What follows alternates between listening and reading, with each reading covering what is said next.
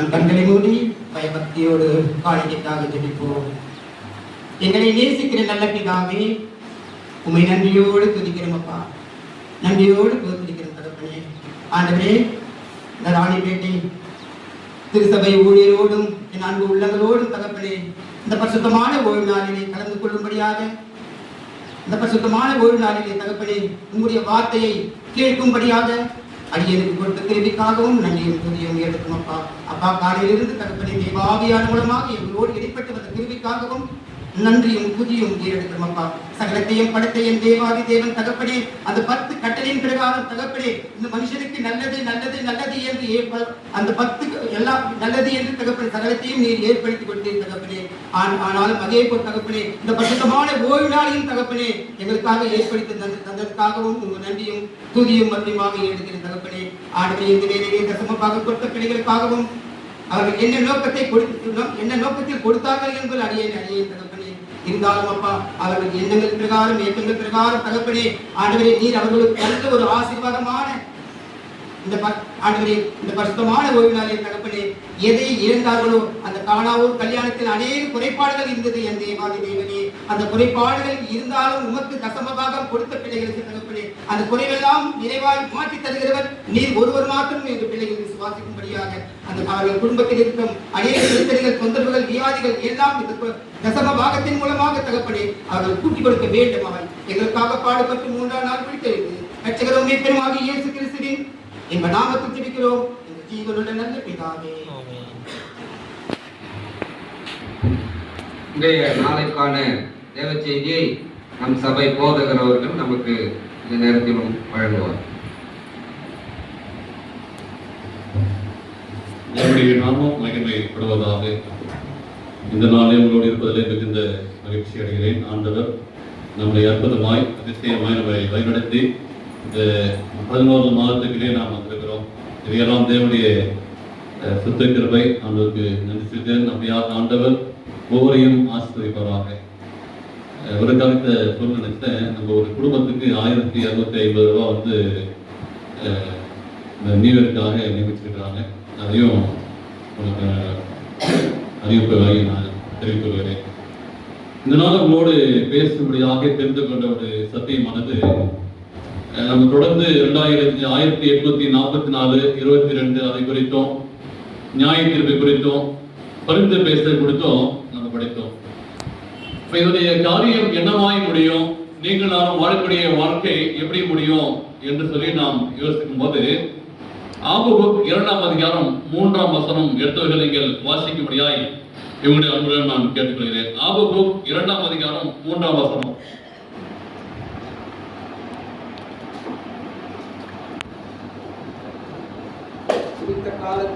குறித்த காலத்திற்கு தரிசனம் இன்னும் வைக்கப்பட்டிருக்கிறது. முடிவிலே அது விளங்கும், அது பொய் சொல்லாது, நிச்சயமாய் வரும், அது தாமதிப்பதில்லை என்று சொல்லி ஆபகுக் தீர்க்கதரிசி சொல்லுகிறார். உண்மையான ஒரு சத்தியத்தை ஆபகுக் தீர்க்கதரிசி ஞாபகப்படுத்துகிறார். இதை படித்துக் கொண்டிருக்கும் போது இந்த வசனத்திற்கு என்ன ஒரு தலைப்பு கொள்ளலாம் என்று நான் பார்க்கும் போது ஒரு தலைப்பை யோசித்து பார்த்து, முடிவுக்கு இன்னும் கொஞ்ச நேரம். இப்ப ஆபகுக் மூலமாக ஆண்டவர் இந்த ராணிப்பேட்டை திருச்சபைக்கும் உங்களுக்கும் எனக்கு சொல்லக்கூடிய ஒரு காரியம், குறித்த காலத்திற்கு தரிசனம் வைக்கப்பட்டிருக்கிறது, அது விளங்கும், அது பொய் சொல்லாது. சரிங்களா? சில பேர் டிவி பார்த்துட்டே இருப்போம், ஏதாச்சும் ஒரு சீரியலோ இல்ல படமா பார்த்துட்டே இருப்பாங்க. சரிங்களா? யாராச்சும் இல்ல அப்பாவோ அம்மாவோ கூப்பிட்டு என்ன பண்ணுவோம், இல்ல கொஞ்ச நேரம் இருக்கேன், அது முடிஞ்சிட்டோம், அந்த சீரியஸா பார்த்துட்டு இருக்கிறேன், இன்னும் கொஞ்ச நேரம் தான் அது முடிஞ்சதுக்கு அப்புறம் வந்துடுறோம். அது மாதிரி இந்த வாழ்க்கையில நம்ம போயிட்டே இருக்கிறோம். வந்துருச்சு, இந்த பாஸ்டர் வந்தாரு, 6 மாசம் ஆயிடுச்சு, பழைய பாஸ்டர் வந்தாரு, 3 வருஷம் போயிட்டாரு. அப்ப இப்படியே மாறி மாறி போயிட்டே இருக்கு இந்த ராணிப்பேட்டை சபை என்று சொல்லி இயேசு கிறிஸ்து வராரு சொல்றாங்களே. ஆண்டவர் சொல்றாரு, குறித்த காலத்திற்கு தரிசனம் வைக்கப்பட்டிருக்கிறது. அப்ப இந்த திருச்சபை என்ன திருச்சபை அப்படின்னு பார்க்கும்போது, இந்த சவுத்திலே அன்புடைய திருச்சபை ஏற்கனவே சொல்லுகிறேன், இது திருக்க தரிசனம் நிறைந்த திருச்சபை. அப்ப ஆண்டவர் சொல்லக்கூடிய ஒவ்வொரு காரியமும் நடந்து கொண்டே இருக்கிறது, சொல்லிட்டே இருக்கிறாரு. அது எப்ப முடியும்? அது பொய் சொல்லாது. இந்த பரிசுத்தமான இந்த வேத புத்தகம் பொய் சொல்லாது. ஆனா தாமதிக்குது, லேட் ஆகுது, எல்லா காரியமும் அது நடக்கும். எப்ப நடக்கும் அப்படின்னு பார்த்தது ஆண்டவர் அங்க சொல்றாரு, அது தாமதித்தாலும் அதற்கு காத்துரு. சில டைம்ல லேட் ஆகும். ஏன்? பஸ் லேட் ஆனா, ட்ரெயின் லேட் ஆனா நம்ம காத்திருந்து போக மாட்டோம். அப்ப எவ்வளவு பதட்டம் வரும். ஆனாலும் போக வேண்டிய நேரத்திற்கு போக வேண்டியதற்கு போகணும் நினைக்கிறவே. அது பேர் ஆவிக்குரிய வாழ்க்கையிலும் இங்க ஆவிக்கு சொல்றாரு, அது தாமதித்தாலும் அதற்கு காத்திரு. அது முடிவு சொல்றாரு, அது நிச்சயமாய் வரும். அப்ப நீங்க எதிர்பார்க்கின்ற ஒரு காரியம் என்ன? உங்க நம்பிக்கை என்ன? அப்ப 844 அந்த ஒரு காரியம் முடிவடைந்து அந்த படிச்சிருக்கிறோமே அப்படின்னு பார்க்கும்போது, அவருடைய பிறப்பிலிருந்து இயேசு கிறிஸ்து பிறப்பார். அவர் எப்படி பிறப்பார்? அவரு இயேசு கிறிஸ்து காட்டி கொடுக்கப்படுவார். 30 வெள்ளிக்காசுக்கு காட்டி கொடுக்கப்படுவார். அவர் மரித்து போவார். இப்படி எல்லாம் ப்ராபசி, இதெல்லாம் தீர்க்கதரிசனம் இருந்துச்சு. இதெல்லாம் நிறைவேற்று. அவர் உயிர்ச்சி எழுந்துவார். அவர் பரிந்து பேசுவார். அவர் நியாயம் தீர்ப்பார். இவைகள்லாம் வேதத்தில் சொல்லப்பட்ட தீர்க்கதரிசனம் நிறைவேறி கொண்டிருக்கிறது. இப்படிப்பட்ட திருச்சபையிலே நீங்க நானும் வாழ்ந்து கொண்டிருக்கிறோம். ஆனா இங்கே அது தாமதித்தாலும் அதற்கு காத்திருது, அது நிச்சயமாய் வரும். சரிங்களா? நம்ம என்ன பண்ணுவோம்? பொய் சொல்லுவோம். சொல்றோமா இல்லைங்களா? யாராச்சும் பொய் சொல்லாம இருக்கிறீங்களா? ஜெபின் பொய் சொல்லாம இருக்கிறோம் யாராவது? இல்ல, எல்லாமே பொய் சொல்லுவோம். ஒரு வசனம் வாசிப்போம். என்னாகமம் 29:19 என்ன சொல்லுது பாருங்க. என்னாகமம் 29:19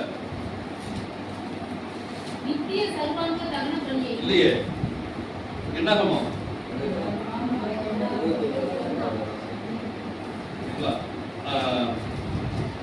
என்னாகமத்துல இதனால மனமாற அவர் ஒரு மனபுத்திரன் அல்ல. சரிங்களா? அப்ப என்னன்னு எப்படி ஆரம்பிக்குது? பொய் சொல்ல தேவன் ஒரு மனிதன் அல்ல. அப்ப அப்ப மனுஷன் என்ன பண்ணுவான்? அப்ப தேவன் என்ன பண்ணுவாரு?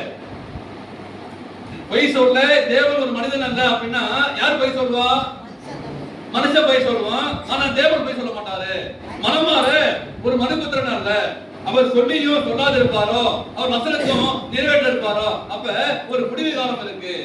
அப்ப மனுஷன் எப்படிப்பட்டவர்கள் என்று சொல்லி பார்க்கும்போது, நீங்க நானும் அநேக வேலை நான் பொய் சொல்லுவோம், ஏதாச்சும் பொய் சொல்லி தப்பித்துக் கொள்வோம். ஆனா நடக்க போற ஒரு காரியம் என்ன என்பதை நான் பார்க்கும்போது, இங்க ஆண்டவர் சொல்றாரு, முடிவு பெறாத ஒரு தீர்க்கதரிசனம் இருக்கிறது.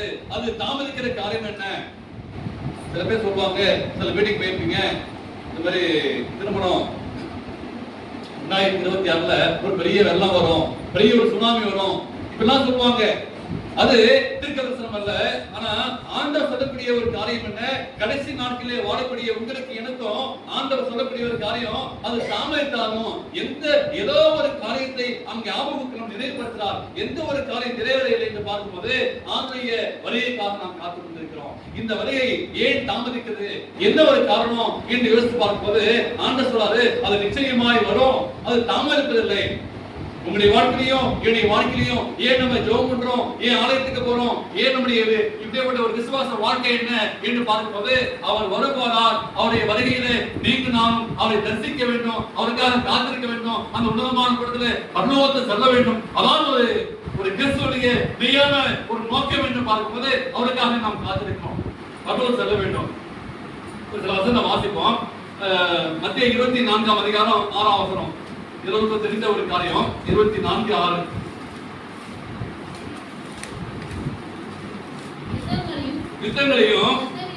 யுத்தங்களின் செய்திகளையும் கேள்விப்படுகிறீர்கள், கலங்காதபடி எச்சரிக்கையாயிருங்கள். இவையெல்லாம் சம்பவிக்க வேண்டியது, ஆனாலும் முடிவு உடனே வராது. அப்ப ஆண்டவர் இங்க மீண்டும் மீண்டும் ஞாபகப்படுத்துறாரு. அப்ப இதெல்லாம் சம்பவிக்கும், யுத்தம் வரும், பிரச்சனை வரும், அப்ப நாட்டுக்கு நாடு யுத்தம் வரும், இவையெல்லாம் சம்பவிக்கும், ஆனா முடிவு உடனே வந்துடாது. யோசித்து பாருங்க தேவனுக்கு பிரியமான பிள்ளைகளே. அப்ப நீங்க நானும் வாழக்கூடிய ஒரு காலம் முடிவின் காலத்துல இருக்கிறோம்.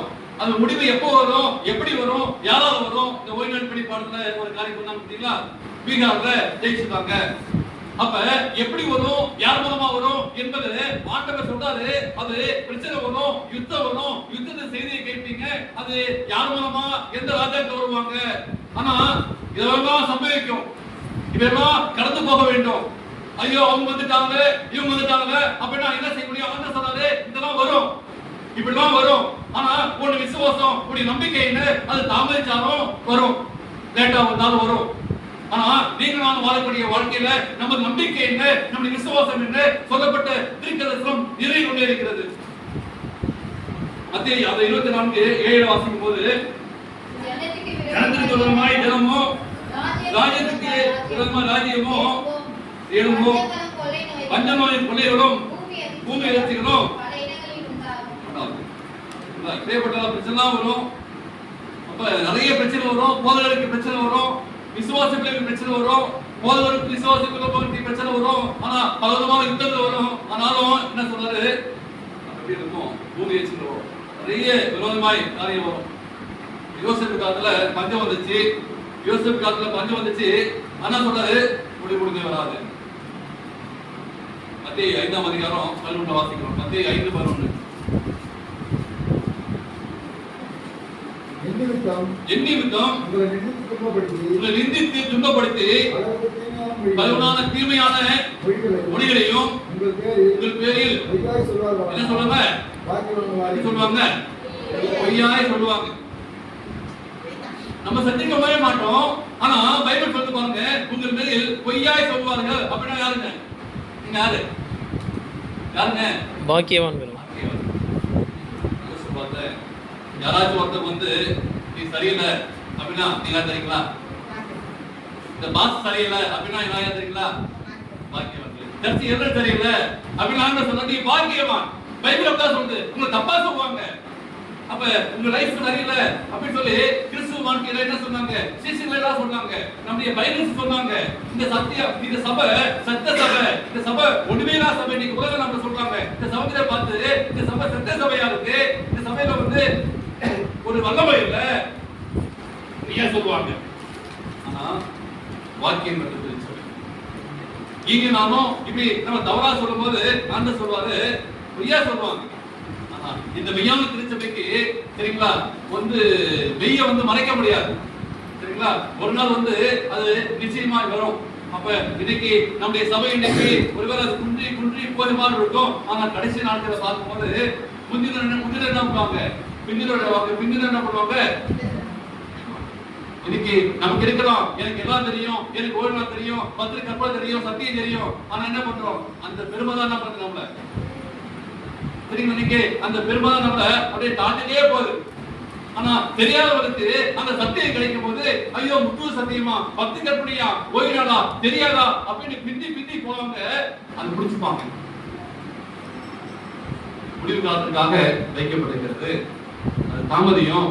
அதுவே அப்படிப்பட்ட முடிவு காலம் என்ன, அப்படிப்பட்ட முடிவு காலத்தில் வரக்கூடிய உங்களுக்கு எனக்கும் ஆண்டவர் தரக்கூடிய ஒரு மேன்மையான சத்தியம் என்ன என்று பார்க்கும்போது இந்த மேலான சத்தியம் அடுத்து கிடைக்கின்ற காரியம் போன வாசம் என்ன பண்ணாரா ஆண்டவர், என்ன பண்ணாரா மறுத்து பேசிக்கொண்டு 1 பேரு 3ஆம் அதிகாரத்தை வாசிப்போம். 1 பேரு 3ஆம் அதிகாரம் 3-4. 1 பேரு அழியாத அலங்கரிப்பாய் இருக்கிற சாந்தமும் அமைதலும் உள்ள ஆவியாகிய இருதயத்தில் மறைந்திருக்கிற குணமே ஒரு பலகாரமாய் இருக்கப்படுகிறது. அதுவே தேவனுடைய பார்வையில் வெளியேறப்பட்டது.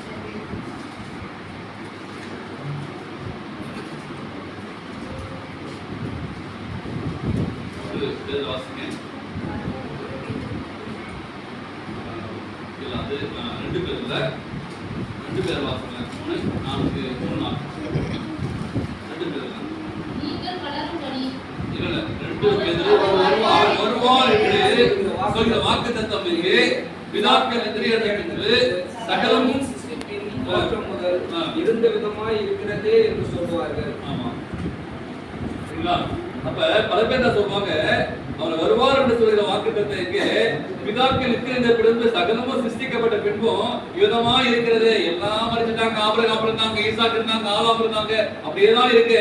அவர் வருவார் சொல்றாங்களே, என்ன நீங்க கிறிஸ்துவா வாழ்றீங்க, கிறிஸ்துவா வாங்க என்ன பிரயோஜனம்? சரிங்களா, நாங்க இப்படி ஒரு விக்கிரத்தை வளர்க்கிறோம், நாங்க சந்தோஷமா இருக்கிறோம், இவருடைய வாழ்க்கை வாழ்றோமே அப்படின்னு சொல்லுவாங்க, நம்மள பேசுவாங்க. வருவார் சொல்றாங்களே, இன்னும் வரலையே. ஆனா இங்க ஆபோக்கு சொல்றாரு, அது தாமதித்தாலும் அது காக்குது, அது நிச்சயமா வரும், தாமதிப்பதில்லை. இன்னைக்கு நம்முடைய கிறிஸ்துவ விசுவாசத்தை உழைத்து போடும்படியாக இன்னைக்கு மற்ற மக்கள் என்ன பண்ணுவாங்க, நம்மளை கேலி பண்ணுவாங்க, நம்மளை கிண்டல் பண்ணுவாங்க. எங்க வந்தாரு இயேசு கிறிஸ்து எப்ப மாட்டாரு? ஒரு பையன் நல்லா நான் பாஸ்தா இருக்கும்போது ஒரு பையன் இயேசு கிறிஸ்து ஜீவிக்கிறாருல அந்த பாட்டை பாடும்போது அவன் கிண்டல் பண்ணி பாடுறான். இயேசு கிறிஸ்து ஐஸ்வரிக்கிறார், ஜீவிக்கிறார், இயேசு ஜீவிக்கிறார் சொல்லி அந்த பாட்டை பாடின ஒரு பையன் இன்னைக்கு அப்படி சொன்னா சாட்சி, நான் அப்படி பாடின பாஸ்டர் இன்னைக்கு இயேசு ஏற்று சபத்தில் ஏற்றுக்கணும், புறப்பட்ட திருச்சபைக்கு ஒருத்தர் இன்னைக்கு மாறி இருந்தான். அப்ப ஆண்டவர் யாரை எப்படி மாத்த தாமதிக்கிறாரு அப்படின்னா, அவன் ஐஸ்வரிக்கிறார் சொன்னார்ல, ஆண்டவர் என்ன பண்ணுவாரு, நீ ஐஸ்வரிக்கிறார் சொல்றியா, ஆனா உன் வாழ்க்கையை மாற்ற பாரு, இப்ப அவன் இயேசு ஜீவிக்கிறார் அப்படின்னு பாக்குறான். அப்ப எத்தனையோ பெரிய வாழ்க்கை இன்னைக்கு நம்ம இருக்கிறோம், எப்படி இருக்கிறோம், நம்ம சுற்றி உள்ளவங்க எப்படி இருக்கிறோம், எல்லாரையும் மாத்துமே. ஏன் தாமதிக்கிறாரு, கொஞ்ச காலம் பொறுத்து இருக்கா, நான் ஒன்ன மாத்தணும், ஒட்ட ஒரு குறை இருக்கு, ஒட்ட ஒரு மிஸ்டேக் இருக்கு, அது எனக்கு தெரியாது, உங்களுக்கு தெரியும். சர்ச்சைக்கு வந்துடலாம், எல்லாம் பைபிள் படிச்சிடலாம், அவர் தாமதிக்கிறாரு, ஏன் தாமதிக்கிறாரு என்பதை சிரித்து பார்க்க வேண்டும். தேவனுக்கு பிரியமான பிள்ளைகளே, உங்க அருமையான அந்த வசனத்தை வாசித்தோம். அப்ப 3வது வசனம், முதலாவது நீங்கள் அறிய வேண்டியது, கடைசி நாட்களில் பரியாசக்காரர் வந்து தங்கள் சுய இச்சையின்படியே நடந்து பரியாசம் பண்ணுவாங்க, கேலி பண்ணுவாங்க. நேரடியாக சொன்ன பார்த்தீங்களா, ஒரு பாஸ்டர் சௌந்தரிய பாஸ்டர் கிண்டல் பண்ணுவாங்க. 7ஆம் நாள் ஓய்வு நாள் வந்துட்டார் பார்த்தீங்களா அப்படின்னு ஒரு பாஸ்டர் கிண்டல் பண்ணுவாங்க. சரிங்களா? இல்லை நம்ம போகும்போது நம்ம வேலை இன்னைக்கு வேற ஒரு எல்லாரும் வீட்லையும் நேரத்தை நான் விசிட்டிங் போகும்போது ரொம்ப சந்தோஷப்படுறோம், போட்டோ எடுத்தேன். சரிங்களா? போகும்போது அவங்க வீட்டை மறந்து ஐயா வீட்டை கிராஸ் பண்ணி போயிட்டேன். அங்க அட்மினிஸ் போன் படிச்சுங்களா, ஓ நம்ம வீடே வந்துருச்சு. அப்ப இது எந்த விதத்து எனக்கு ஒரு பெரிய சந்தோஷமா இருக்கு. அட்ரஸ் எல்லாம் பரவாயில்ல, எந்த வீட்டுலாம் போறோமோ இன்னைக்கு அன்னைக்கு அட்மினிஸ் ஹோம் அப்படின்னு இருக்கும்போது இது நம்ம செவந்தரை வீடு அப்படின்னு சொல்லி ஒரு சந்தோஷம். அப்ப இன்னைக்கு போறவங்க அவங்களை பார்ப்பாங்க, அவர் வருவாரோட வாக்குத்தத்தம் என்ன, அப்ப இந்த சத்தியம் என்ன, நமக்கு கொடுக்கப்பட்ட வேளாண் சத்தியம் என்ன, நான் எப்படியாப்பட்ட ஒரு வாழ்க்கை வாழ்கிறேன் என்பதை அறிவிக்க வேண்டும். தேவனுக்கு மனப்போட யோசித்து பாருங்க, எத்தனை பேர் இன்னைக்கு என்ன பண்றோம், ஆமேன் போட்டு வந்து தெரியுங்களா, என்ன பண்றோம், ஆட்டோ புக் பண்ணிடுறோம், டக்குன்னு என்ன பண்றோம், டக்குன்னு போயிடுறோம், எல்லாம் போயிட்டே இருக்கோம். நீங்க வெண்டியா சர்ச் பாருங்களேன், அதே நம்ம சவுத்துல சர்ச் சவுத்துல மதுரை பாருங்க, மத பக்கம் பாருங்க, முடிப்பாங்க. ஒரு நாள் கருணைகரம் சொல்லி நாகர்கோவில் ஒரு சர்ச் இருக்கு, அங்க நான் போயிருந்தேன். ஒரு நாள் ப்ரெசென்ட் பண்ண சொன்னாங்க, ப்ரெசென்ட் பண்ணிட்டேன். ஃபர்ஸ்ட் சாப்பிட்டதுக்கு அப்புறம் ஒரு ப்ரெசென்ட் பண்ண சொன்னாங்க, ஒரு யூத்துக்கு ப்ரெசென்ட் பண்ண சொன்னாங்க. சரி, ஃபர்ஸ்ட் அது முடிஞ்சதுக்கு அப்புறம் ஒரு உமன்ஸ் மீட்டிங் இருக்கு கூடுவாங்க, அதுக்கு ஒரு ப்ரெசென்ட் ப்ரிப்பேர் பண்ணாங்க. அது முடிச்சிட்டு இருக்கிற ஃபர்ஸ்ட் சவுண்ட் சர்வீஸ் இருக்கு. அப்ப நம்ம என்ன பண்றோம், இது எப்பதான் படிப்பாரு, 20 நிமிஷம் ஆச்சா 1 hour ஆச்சா, சரி பாஸ்ட் 30 நிமிஷம் பேசுவாரு, ஆனா நம்ம பாலராஜர் 1 hour பேசுவாரு அப்படின்னு சொல்லிட்டு திரும்பி பார்த்துட்டு இருக்கிறீங்க. நான் பார்த்துதான் இருக்கிறேன் ஒரு 5 மாசமா. அப்ப அந்த சர்ச்சைக்கு போறேன். அப்ப என்ன சொன்னாங்க, நான் ஒரு ப்ரெசென்ட் தான் ப்ரிப்பேர் பண்ணிருந்தேன். சரி சாப்பிட்டு உட்காந்துட்டு ஒரு யூத்துக்கு ஒரு ப்ரெசென்ட் பண்ணணும் பாத்தீங்களா. அதுக்கப்புறம் பெண்களா சேர்ந்து பாஸ்டர் இன்னைக்கு வந்து ஒரு நாங்க உமன்ஸ் மீட்டிங் வச்சுக்கிறோம். அப்ப ஒவ்வொரு சனிக்கிழமையும் அப்பதான் யோசிக்கிறேன், வர சனிக்கிழமை வர 2026 வைக்கலாம் யோசிக்கிறேன். ஒரு சனிக்கிழமை முடிச்சதுக்கு அப்புறம் யோசிக்கிறேன். அப்ப ஒரு உமன்ஸ் மீட்டிங் இருக்கு, யூத் மீட்டிங் இருக்கு, எப்படி உட்காந்து அதை முடிச்சதுக்கு அப்புறம் கரெக்டா சர்ச்சை கொண்டு வந்துடுறாங்க, முடிவு வராங்க. யோசிச்சு பாருங்க, நம்ம எப்படிப்பட்ட ஒரு வாழ்க்கை வாழ்றோம் என்பதை ஆமீன் போட்டு டக்குனு முடிஞ்சு போச்சு அப்படின்னு போயிடுறோம். அப்ப என்ன நம்மகிட்ட என்ன அடையாளம் இருக்கு, என்ன இன்னைக்கு என்னது இன்னைக்கு ஜூம்ல போயிட்டு இருக்கு, என்ன மாதிரினா டைட்டில் வருது, கால போயிட்டு இருக்கு. எப்ப இருக்கிற சரிங்களா, டெவலப்பிங் ஃபோக்கஸ் சர்ச் அப்படின்னு சொல்லி இப்ப டைட்டில் போயிட்டு இருக்கு. என்ன டெவலப்பிங் ஃபோக்கஸ் சர்ச், 12 மணிக்கு முடிச்சு போயிடுச்சுன்னா இந்த டெவலப்பிங் ஃபோக்கஸ் சர்ச் ஆயிடுவாங்க. அப்ப இந்த ஒரு முடிவு காலம் கடைசி நாள்ல வைக்கிறோம். அப்ப நம்மகிட்ட என்ன இருக்கு, ஆண்டவர் ஒரு நேர்மையான சத்தியம் கொடுக்கிறாரு, எப்படி இந்த முடிவு காலம் வரும், இந்த செய்தியை ஆண்டவர் உங்களுக்கு எனக்கு கொடுத்துக்கிறாரு, நீங்க சொல்ல வேண்டிய நேரத்துல நம்ம சும்மா இருக்கோம், எப்படி முடிவு காலம் வரும், ஏன் தாமதிக்குது. அப்ப நீங்களால செய்ய வேண்டிய ஒரு காரியத்தை நம்ம செய்யாம போறோம். தேவனுக்கு பிரியமானவர்களே, தீர்மானம் செய்ய வேண்டியது என்ன பார்க்கும்போது, அப்ப நம்மகிட்ட என்ன ஒரு காரியம் இருக்கு. 2 வருஷம் வாசிப்போம். மத்தியில 3:2 வாசிக்கல. மத்திய 3:2. மத்திய 3:2. மனம் திரும்புங்கள், பரலோகராஜ்யம் இருங்க. எத்தனை வருஷம் ஆயிடுச்சு நமக்கு சௌந்தரியம் வந்து? எத்தனை வருஷம் ஆச்சுங்க ஐயா? சௌந்தரியம் வந்து எத்தனை வருஷம் ஆச்சுங்க? ஒரு 5 வருஷம் இருக்குமா? ஒரு 10 வருஷம் இருக்குமா? இப்ப வசனம் சொல்லுது என்ன பண்றாங்க? மனம் திரும்புங்க. அப்ப 5 வருஷம் ஆகியும் 10 வருஷம் ஆகி என்ன செய்யறாங்க? நம்ம மனம் திரும்புங்க. இப்பதான் யோகன் சொல்றாரு, மிதியன் 4 குட்டிகளே மறுபோக தப்பித்து போதுங்க, மனம் திரும்புங்க. அப்பதான் இங்க எனக்கு என் மனசு எங்கதான் இருக்கு, என் சத்தியம் மனம் திரும்புங்க. இந்த ஆர்வமே இல்லை. ஆண்டவர் கொடுக்கக்கூடிய இந்த பிகினிங், இந்த ஆரம்ப செய்தியில நான் திரும்பவில்லை, என்னுடைய மனமாற்றம் அடையவில்லை. என்ன சுசிலா உண்மைதானே? அப்ப பேரப்பிள்ளைகளை சாரலாமா? எப்படி பேரப்பிள்ளைகள் எப்படி வளர்க்கணும், என்ன செய்யணும்? அப்ப யோசிச்சு பாருங்க. நான் எப்படி இருக்கிறேன்? ஆண்டவர் சொல்றாரு மனம் திரும்பு. அப்ப நான் மனம் திரும்பாம என் சிந்தனை, என் செயல் எந்த பக்கம் இருக்கிறது? மனம் திரும்புங்க. 5 வருஷம் ஆயிடுச்சு, 10 வருஷம் ஆயிடுச்சு, 30 வருஷம் ஆயிடுச்சு, ஒரு 40 வருஷம் ஆயிடுச்சு. என்ன சொல்றாங்க ஏற்றுறீங்களா? என்னமா பரலோகராஜ்யம்? அப்பவே நேற்று அதனுடைய அடிப்படையை சொல்ல வந்த. அப்ப அப்பவே ஆண்டவர் சொல்றாரு, நீ மனம் திரும்பு. ஆரம்பத்துல எதற்கு நம்ம ஆயத்தமாகணும்? ஏன் தாமதிக்கிறாரு அப்படின்னா பரலோகராஜ்யத்துக்கு நீங்க ஆயத்தமாகணும். நல்லாதான் போயிட்டு இருக்கு. நம்ம என்ன பண்றோம்? நீங்களுக்கு ஆயத்தமாக. ஆனா எதற்கு ஆயத்தமாகணுமே அதற்கு ஆயத்தமாகவே நான் போயிட்டு இருக்கிறோம். பரலோகராஜ்யத்துக்கு ஆயத்தமாகணும். போன வாரம் மனுஷார் வந்து ஒரு கொஸ்டின் கேட்டாங்க. கண்டுபிடிச்சீங்களா? ஒரு வசனத்தை நான் தெரியுங்களா? ஏதோ கொஸ்டின் கேட்டாங்க. அதை நீங்க பாத்தீங்கன்னா எங்களுக்கு தெரியுமா? மெய்யாகவே மெய்யாகவே சொல்லுகிறேன். புதிய ஏற்பாட்டில் சொன்னார் பாத்தீங்களா? கண்டுபிடிச்சீங்களா? அத யோவான் 14 இல்ல 3 வாசிங்க.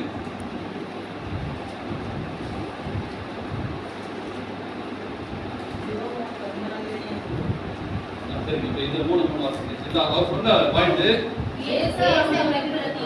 விரோதமாக ஒருவன் மறுபடியும் பிறவாவிட்டால் தேவனுடைய ராஜ்யத்தை காண மாட்டான் என்று மெய்யாகவே சொல்லுகிறேன். அப்ப அந்த என்ன காரியம் செய்யணுமா? நம்ம என்ன செய்யணும்? இன்னைக்கு அந்த ஓய்வு நேரத்தில் பார்த்த ஒரு காரியம் இருக்கு.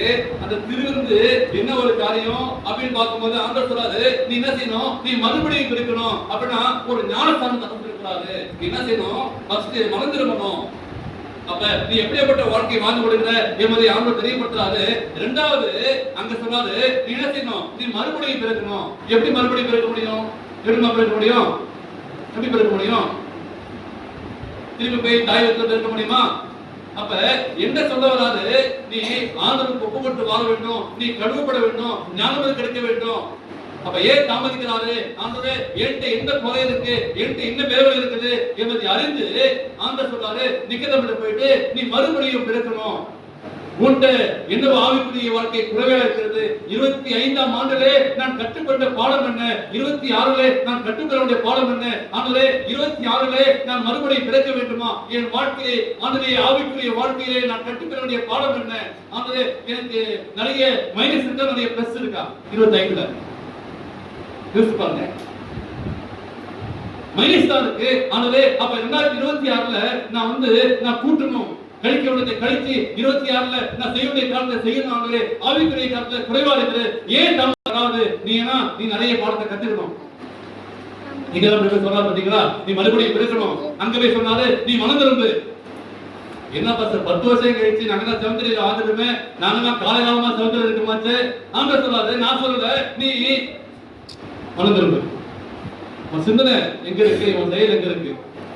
பல்லாவரத்துல நாங்க ஒரு போர்டு பல்லாவரம் வீடு. அப்ப இந்த எல்லா பேரும் ஒரு ஜங்ஷன் இருக்கு. மாடி மேலாம் வீடு சரிங்களா? அங்கேயிருந்து வந்தாலும் தெரியும், இங்கேருந்து போனாலும் தெரியும், இங்கேருந்து போனாலும் தெரியும். காலை தூங்கி ஜன்னலை திறந்து பார்த்தா தெரியும் நம்ம சர்ச்சை மெம்பர் யாரா, அங்கதான் வீடு. அப்படியே போகும்போது தெரியும். எல்லாம் எங்க எல்லாம் போட்டுருவாங்க. நீ 7 மணிக்கு எங்க போனா உங்களுக்கு தெரியும் பாஸ்டர். நம்ம 7 மணிக்கு போவாங்க, ஜன்னல்ல இருந்து பாத்துருவாங்க. எப்படி தானியல் படகுல திறந்து ஜெபம் பாத்தீங்களா, அந்த மேல இருந்து பாத்துப்பேன். மொத்தமா மாட்டிப்பாங்க, அடுத்த வாரம் வருவேன். நீ 9 மணிக்கு லேட்டா எங்க போன நீ? இல்ல இல்ல எனக்கு தெரியும் சொல்லுப்பானா நான் பாத்துவேன். அப்ப மனம் திரும்பு ஆண்டவர் பார்த்துட்டே இருக்காரு. நம்மளுடைய செயல், நம்முடைய சிந்தனை, உங்களுக்கு எனக்கும் ஆண்டவர் ஏன் தாமதிக்கிறாரு? ஆபத்துக்கு என்ன சொல்ல வராரு? இப்ப இது இந்த சத்தியம் குறித்த காலத்துக்குரிய சத்தியம் ஆகிறது. அது வைக்கப்பட்டிருக்கு. அப்பதான் அந்த நியாய தீர்ப்பு எதுக்கு வச்சிருக்குன்னா, நியாய தீர்ப்பு நாளுக்கு வைக்கப்பட்டிருக்குது. அப்ப மாட்டிப்போம். அது வச்சிருந்து ஆண்டவர் அப்பதான் செய்வாரு பாருங்க. அப்பதான் வச்சு செய்வார். சொல்லுவாங்க அப்பதான் செய்வார் ஆண்டவர். அது வரைக்கும் விட்டு விட்டு பாக்குறாரு. என் பிள்ளைங்க மாறுவாங்களா அப்படின்னு நான் விடுதலை காலத்தை விட்டுட்டு ஆண்டவருக்கு பிரியமான காலத்தை நான் செய்யணும். தாமதிமாகும். ஏன்னா உங்க மேல அன்பு வச்சுக்கிறார் ஆண்டவர், உங்க மேல பாசம் வச்சுக்கிறாரு, உங்க மேல இறக்கம் வச்சுக்கிறாரு. ஏன் தாமதிக்கிறாருன்னா, ஐயோ என் பிள்ளைங்க இன்னைக்கு மாறுவாங்களா, இன்னைக்கு வந்துடுவாங்களா அப்படின்னு சொல்லி ஆண்டவர் தாமதிக்கிறாருங்க. தேவனுக்கு பிரியமான பிள்ளைகளை, ஆண்டவர் அன்பு இறப்ப வச்சு தாமதம் வச்சு எனக்காக சொல்றா நீங்க வந்துடுவீங்க அப்படின்னு ஆண்டவர் சொன்னாரு. ஒரு 2 வருஷம். அப்ப இன்னைக்கு ஏதாச்சும் ஒரு காரியத்தை போட்டு பெரியவங்களை சின்னவங்களை சொன்னாலும் அவங்க யாருக்கும் பிடிக்க மாட்டேங்குது. இதுல வாசி பார்ப்போம். நீதிமொழிகள் 5:12 வாசிங்களேன். நீதிமொழிகள்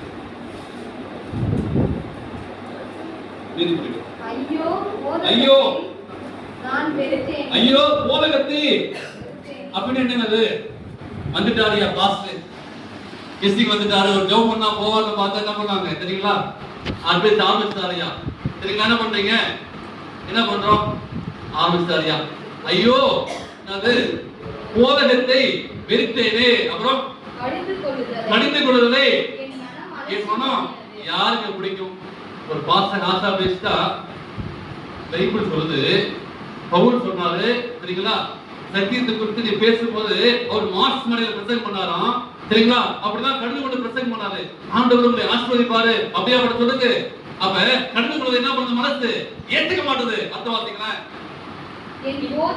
என் போதகரின் முக்கியமான ஒரு விட வாசிக்கல நீங்க. என் போதகரின் சொல்லை கேளாமலும் எனக்கு உபதேசம் பண்ணுதலை செவி சாயாமலும் போனேனே. அதனால சபைக்குள்ளும் சங்கத்துக்குள்ளும் கொஞ்சம் குறைய எல்லா தீமைக்கும் என்று முறையிடுவான். பெரிய காரியம். அப்ப இன்னைக்கு டீச் பண்ணா பிடிக்கிறதில்ல, போதகம் பண்ணா பிடிக்கல, கொஞ்சம் ஆட்டா பேசுறாங்க செய்யும். ஐயோ பாசிட்டிவ் பேசுறாரு, இது கொண்டு எப்படி பேசணும் பவுல் கட்டுத்தராரு. சொல்ல வேண்டிய காலத்தை சொல்லிதான் சொல்லணும். அப்ப இன்னைக்கு அது பிடிக்கிறதில்ல, போதகத்தை வெடித்தது நிறைய பேர் சொல்லிட்டே இருப்பேன். வாலிபர்கள் 26 அனுபவத்துல எத்தனையோ பேர் வாலிபர்கள் அப்படியே நான் சொல்லிட்டே இருப்பேன். அப்படிலாம் பேசணும். அந்த சொன்ன ஐஸ் வைக்கிறாரு, இப்படி ரோட்ல திருவண்ணவங்க போனவங்க எல்லாரும் சொன்னதெல்லாம் கை போட்டு சொல்ல வேண்டிய காலத்துல சொல்லும் போதுதான் செய்வாங்க. தேவனுக்கு பிரியமானவர்களே, என்ன செய்யணும், என்ன யோசிக்கிறோம் என்பதை யோசிச்சு பாருங்க. தேவனுக்கு பிரியமானவர்களே, நீங்க நான் கடைசி காலத்துல வந்து இருக்கோம். இன்னும் ஒரு மாசம் தான் இருக்கு. அவனுடைய எனக்கு என்ன அவனுடைய வைக்கப்பட்ட முடிவு காலம் என்ன, என்கிட்ட மைனஸான காரியம் என்னெல்லாம் இருக்கு அவனுடைய நீங்க ஏற்று முறையிடுங்க. அவனே நான் எதெல்லாம் விடணுமோ அதெல்லாம் விட்டுட்டு, அவனை எதெல்லாம் நான் கூட்டணுமோ அதை நான் கூட்டிக் கொண்டு அவைக்குரிய வாழ்க்கையில அவனே அந்த முடிவு காலத்துக்காக நான் காத்திருக்கிறேன். அவனே அது தாமதியாது, அது சீக்கிரமா வந்துடும் சொன்னாரு. அவனே அந்த தேவன் பரிசுத்தமான தேவன் இயேசு கிறிஸ்து இதோ சீக்கிரம் வரப்போகிறார் என்னக்கூடிய அந்த மகிமையான சத்தியத்தை நமக்கு காத்துக் கொண்டிருக்கிறோம். அதுக்காக நாம் காத்துக் கொண்டிருக்கிறோம். அந்த மேன்மையான வழிக்காக நம்ம காத்திருப்போம். தேவனுடைய சமூகத்துல ஆண்டவர் சொல்றாரு, மனதிருப்பங்கள் ராணிப்பேட்டை திருச்சபை விசுவாச பிள்ளைகளே மனதிருப்பம். இது வரைக்கும் நீங்க எங்கதான் போயிட்டு இருக்கீங்க, எப்படிதான் போயிட்டு இருக்கிறோம். ஆண்டவரே நான் போயிட்டு இருக்கிறேன், என் இஷ்டத்துக்கு நான் போயிட்டு இருக்கிறேன், என் மனசு என்ன சொல்றதோ நான் போயிட்டு இருக்கிறேன். ஆண்டவரே அப்படியே நீங்க போகாதீங்க. ஆண்டவர் சொல்றாரு, மனதிரும்புங்கள், பரலோகராஜ்யம் சமீபமாகிறது என்று சொல்லி வேதவாக்கியம் என் மனசை பக்குவப்படுத்தும். இதுவரை உலகத்துக்காக எல்லாத்துக்காக வாழ்ந்துட்டோம். நம்ம எல்லாம் அழிவை தேடி சொல்லக்கூடியது. அழிவில்லாத நித்திய ராஜ்யம் போலனா ஆண்டவர்களை உங்களுக்கு ஒரு அறைகுறை கொடுக்கிறார். மனதில் எங்கேயும் உள்ள எல்லாம் இறந்திருக்கோம், ஒரு அறைகுறை கொடுக்கிறார். நம்ம சாட்சியா வாழணும், ஒப்பு கொடுக்கணும். தேவன் தாமே உங்களை ஆசீர்வதிப்பாராக.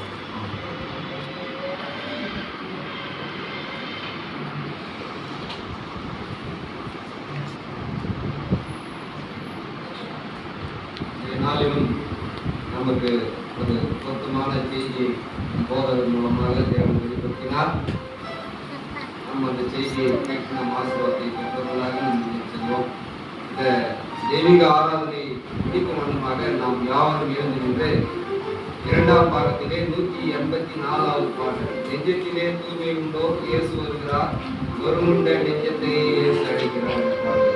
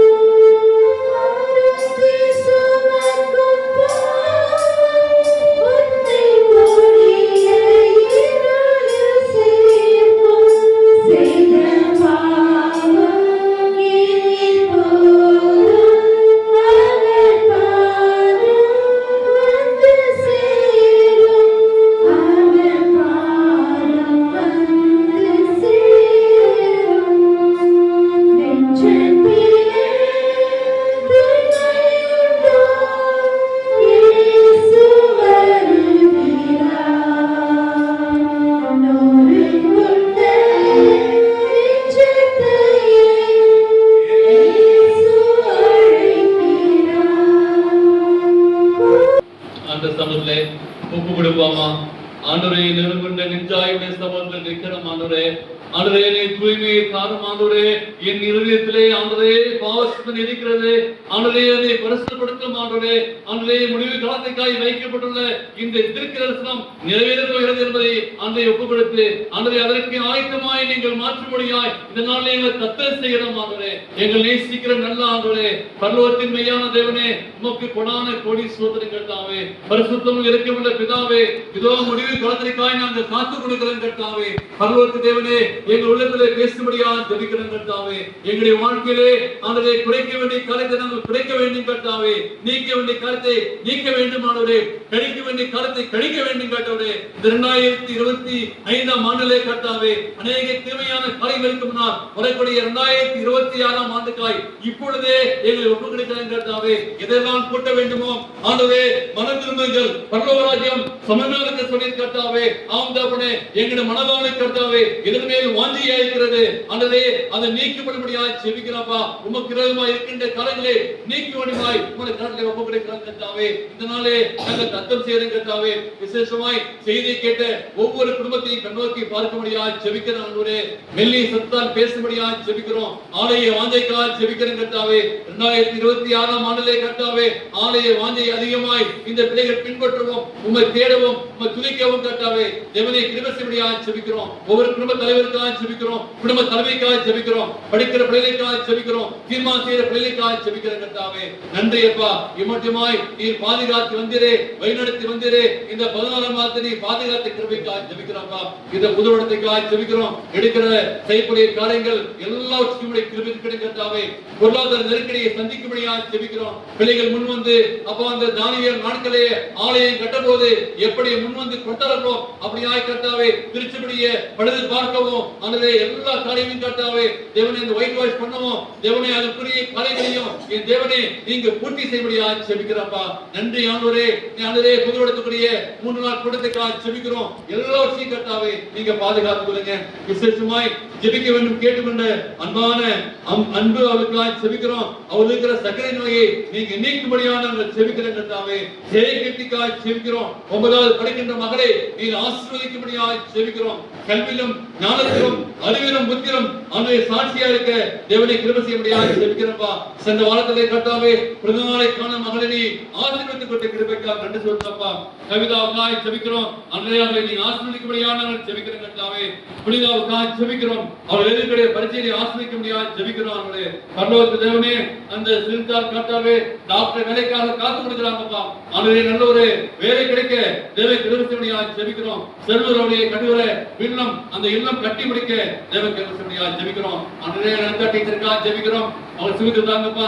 அவருக்கு வெள்ளத்தை மாற்றி கொடுங்கப்பா. இங்க யாராச்சும் கண்ணீரோடும் கவலையோடும் காலத்தோடு துன்பத்தோடு இருந்தால் கர்த்தாவே அவருடைய கவலையை மாற்றி கொடுங்க, கண்ணீரை மாற்றி கொடுங்க, கஷ்டங்களை மாற்றி கொடுங்க, துன்பத்தை மாற்றி கொடுங்கப்பா. அழியோ வேலையிலே என்று சொல்லி கர்த்தாவே இருக்கிற வேலைக்காக ஜெபிக்கிறோம். வருமானம் குறைவாயிருக்கிற சொல்லிங்கிற வேலைக்காக ஜெபிக்கிறோம். இந்த நேரத்திலே இந்த பரிசுத்தமான ஓய்வு நாளே அவரே பெதஸ்தா குலத்தருகே படுத்தின மகனை எழுந்து நட என்று சொல்லி கர்த்தாவே அப்படியாய் இந்த ஓய்வு நாளிலே ஒரு அற்புதத்தை செய்யும்படியாய் ஒரு அதிசயத்தை செய்யும்படியாய் உம்முடைய சமூகத்திலே நாங்கள் மன்றாடி கேட்கிறோம்ப்பா. தேவனே இந்த ஓய்வு நாளிலே ஒரு அற்புதத்தை செய்யும்படியாய் உம்முடைய அற்புதமான கரத்திலே ஆசீர்வதிக்கும் கரத்திலே நீ தொட்டு ஆசீர்வதிக்கும்படியாய் இயேசுவின் நாமத்திலே ஜெபிக்கிறேன் ஜீவன நல்ல பிதாவே ஆமென். என் ஆத்துமாவே கர்த்தரை ஸ்தோத்திரி.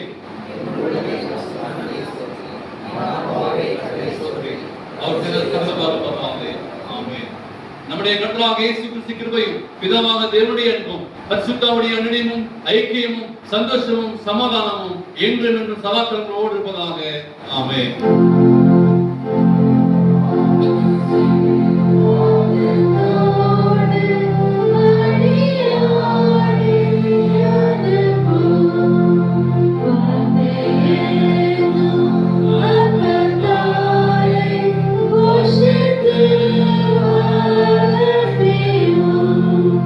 People